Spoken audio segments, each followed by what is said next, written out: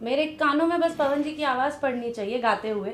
मुझे उनसे अच्छा सिंगर कोई नहीं लगता है।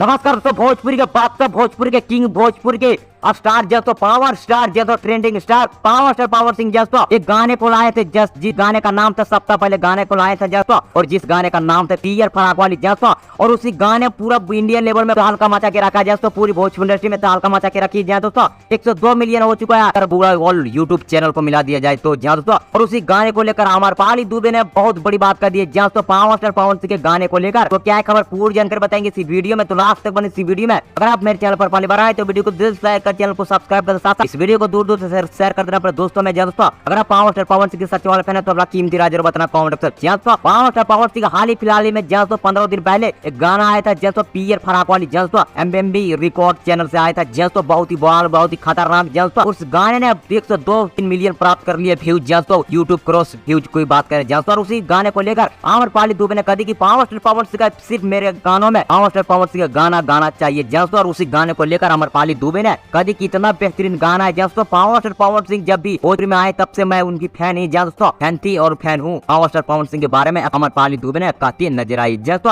और इतना भी कहा कि भोजपुरी में अगर कोई अच्छा गाता है तो पावर स्टार पवन सिंह से अच्छा कोई नहीं गाता जैसो अमरपाली दुबे कहते नजर आई है। तो आप लोगों को क्या मानना है, ये फरापाली गाना आप लोग सुने हैं, कैसा लगा है कमेंट बताइए। बाकी मैं मिलूंगा आप लोगों से, तो जय हिंद, वंदे मातरम।